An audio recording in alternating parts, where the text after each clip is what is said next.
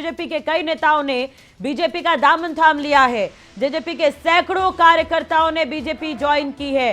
दुष्यंत चौटाला के विशेष सहायक महेश चौहान बीजेपी में शामिल हो गए हैं। बीजेपी के प्रदेश अध्यक्ष ओपी धनखड़ की मौजूदगी में बीजेपी में शामिल हुए हैं तमाम कार्यकर्ता। तो ये बड़ी और अहम खबर हम आपको बता रहे हैं हरियाणा की सियासत से जुड़ी हुई। आपको बता दें कि जेजेपी के कई कार्यकर्ता जो हैं वो बीजेपी में शामिल हो गए हैं। तो कई कार्यकर्ताओं ने, कई नेताओं ने यहां पर बीजेपी का दामन थामा है।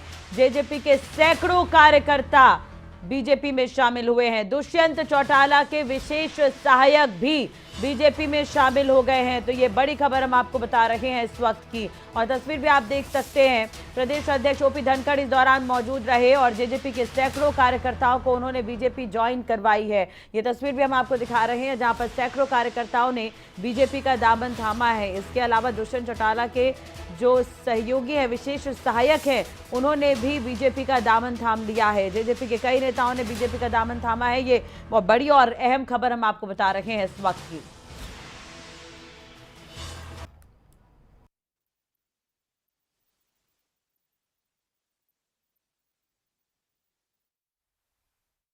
विचारधारा पसंद आई है तो बिल्कुल अच्छी बात है। उनके इस बात से तो मैं कहूँगा कि वो आते ही विचार से जुड़ रहे हैं, तो और सुंदर बात है।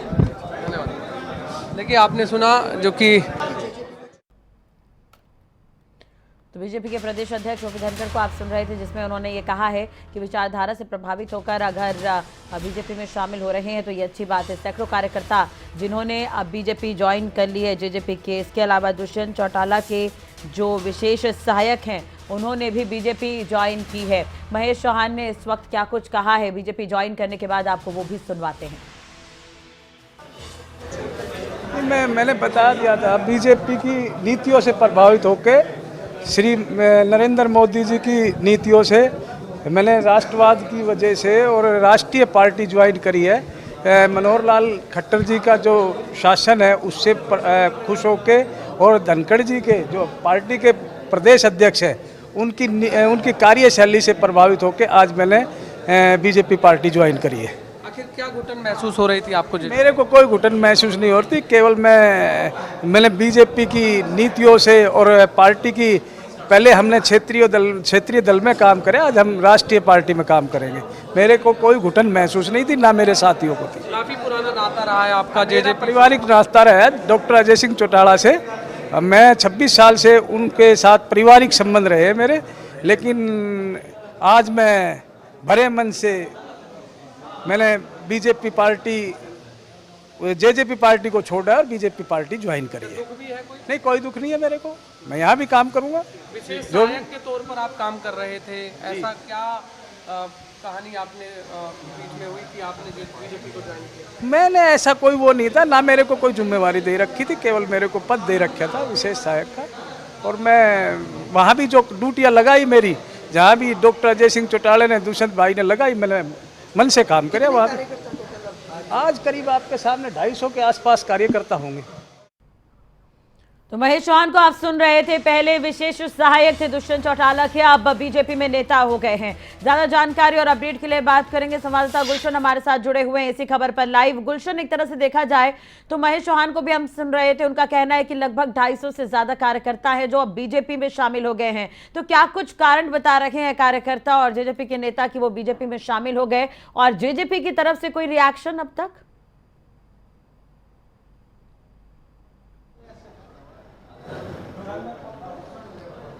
देखिए, जेजेपी की तरफ से हालांकि कोई रिएक्शन अभी नहीं आया, लेकिन बीजेपी के प्रदेश अध्यक्ष ओम प्रकाश धनखड़ ने साफ तौर से कहा है कि महेश चौहान जो कि डिप्टी सीएम के विशेष सहायक के पद पर थे, लेकिन उन्होंने इससे पहले इस्तीफा वहां पर दिया था। हाँ। और उसके बाद उन्होंने बीजेपी में अपनी आस्था जताई थी और आज जो है उन्होंने बीजेपी का दामन थामा है।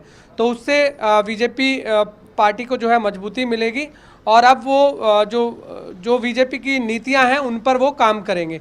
हालांकि आज 250 कार्यकर्ता और पदाधिकारी जो हैं यहाँ पर शामिल हुए हैं, उनमें कुछ कई जेजेपी के पदाधिकारी भी हैं। ये सारे के सारे पटौदी विधानसभा से जो है तमाम पदाधिकारी शामिल हुए हैं, क्योंकि जो महेश चौहान है वो बोड़ा कला के निवासी हैं और बोड़ा कला जो गांव है वो पटौदी विधानसभा के अंतर्गत आता है। तो आज महेश चौहान ने बीजेपी का दामन थाम लिया है और जेजेपी को एक बड़ा झटका हम कह सकते हैं, क्योंकि 28 साल पुराना रिश्ता जो है आज उन्होंने तोड़ा है। क्योंकि 28 साल पुराना, उन्होंने कहा महेश चौहान ने साफ तौर से कि वो उनका 28 साल पुराना रिश्ता है उनके परिवार से, पार्टी से, और अब उन्होंने पार्टी से भी इस्तीफा दे दिया है और अपने पद से भी इस्तीफा दे दिया है। तो यानी अब वो बीजेपी में आज वो शामिल हो गए हैं।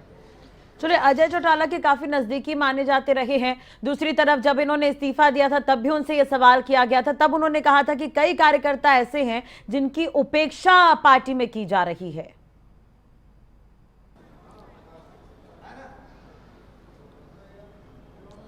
देखिए, बिल्कुल उन्होंने एक इशारा भी किया है कि राजश्री की अभी और भी ऐसे कई नेता हैं और पदाधिकारी हैं जो बीजेपी का दामन थामने वाले हैं। हालांकि उन्होंने इशारा किया है, नाम नहीं लिया है, क्योंकि जो महेश चौहान है उनको जेजेपी की तरफ से कई बड़ी जिम्मेदारियां दी गई थी। हाल में जो जींद का उपचुनाव हुआ था उसमें भी उन्हें बड़ी जिम्मेदारी दी गई थी। इसके अलावा जो बड़ौदा का उपचुनाव था उसमें भी उन्हें बड़ी जिम्मेदारी दी गई थी। बने रहेगा हमारे साथ, आगे आपकी बात पूरी सुनेंगे। रमन मलिक हैं, बीजेपी प्रवक्ता, हमारे साथ जुड़ चुके हैं। रमन जी, कितना बल मिलेगा पार्टी को, इतनी बड़ी संख्या में कार्यकर्ता शामिल हुए हैं जेजेपी से? देखिए, हर वो व्यक्ति जो मोदी जी के जन कल्याण नीति में विश्वास रखता है और वो भाजपा में ज्वाइन करना चाहता है, उसका स्वागत भी होता है। और हम ये मानते हैं कि जितने लोग जुड़ते हैं जो राजनीतिक भूमि से हों, तो उसमें उनका जो भाजपा में आना ये स्पष्ट रूप से दिखाता है कि उनको ये क्लियर है कि आप जन कल्याण के काम करना चाहते हैं, सेवा करना चाहते हैं, तो जरूर भाजपा में आइए। ऐसा जानकारी उन सबको होती है और मेरे को लगता है उसी भावना से ये लोग सब आते हैं और उनका स्वागत है। बिल्कुल रमन जी, लेकिन महेश चौहान भी इसमें शामिल हुए हैं और काफी पुराना रिश्ता उन्होंने जेजेपी से तोड़ा है। उन्होंने इशारा भी किया है कि बहुत सारे कार्यकर्ता ऐसे हैं जिनकी पार्टी में सुनी नहीं जा रही या फिर उनकी उपेक्षा हो रही है। तो क्या और भी लोग इसमें शामिल हो सकते हैं अभी बीजेपी में? देखिए, बीजेपी में लोगों का जुड़ना एक निरंतर प्रक्रिया है।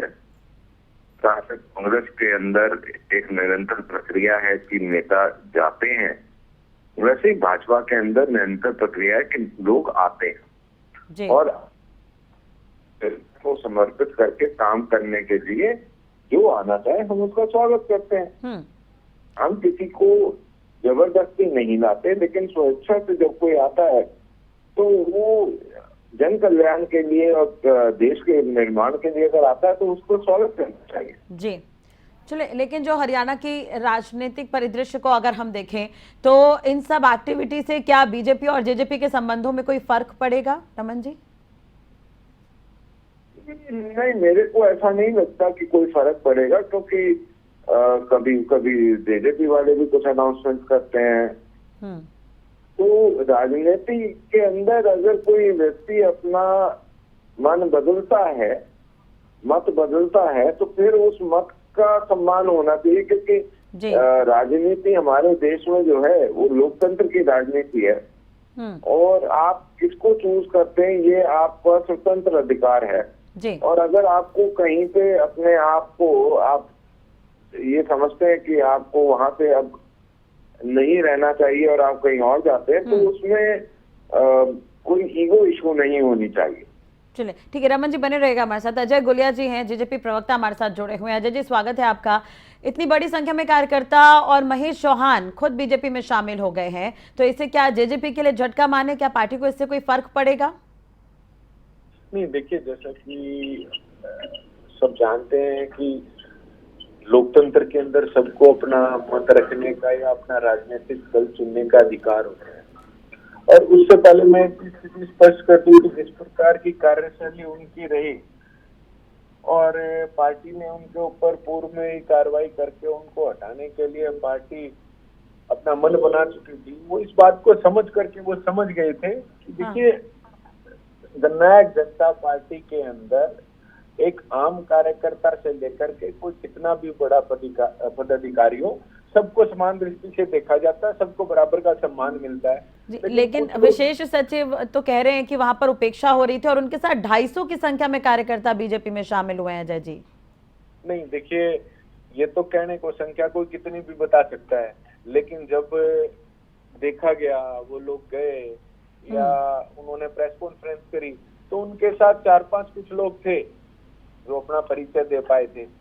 और उसके बाद देखिए, उनका निजी विचार है वो किस राजनीतिक दल में जाएं या ना जाएं, लेकिन मैं एक चीज जरूर कह सकता हूँ हाँ। कि आप ये मान करके चलें कि जननायक जनता पार्टी के अंदर कोई भी व्यक्ति किसी भी पद पे होगा, तो अगर वो अपने आप को पार्टी और संगठन से बड़ा समझेगा तो ये समझा जाए कि उसके ऊपर कार्रवाई होगी। अगर चलिए, पार्टी ने जी। किसी साथी को कोई जिम्मेवारी दी है, हाँ। और जिम्मेवारी इसलिए होती है कि वो जनता की सेवा कर सके, और वो जनता की सेवा ना करके अपने निजी कार्य करे या निजी द्वेष के लेकिन चलते- देखिए, रमन जी से भी मैंने यही सवाल पूछा था। अजय जी, आपसे भी एक सवाल कि क्या इससे बीजेपी और जेजेपी के संबंधों में कोई फर्क पड़ेगा हरियाणा के राजनीतिक लिहाज से अगर हम देखें तो?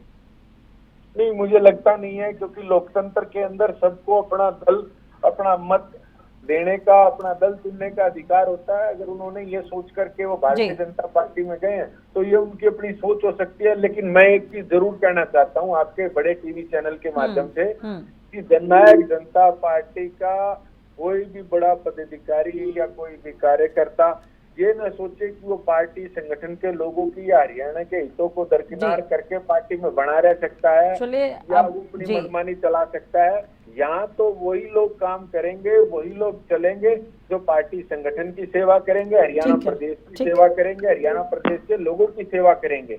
तो पार्टी पहले से तय कर चुकी थी कि उनके ऊपर कार्रवाई हो।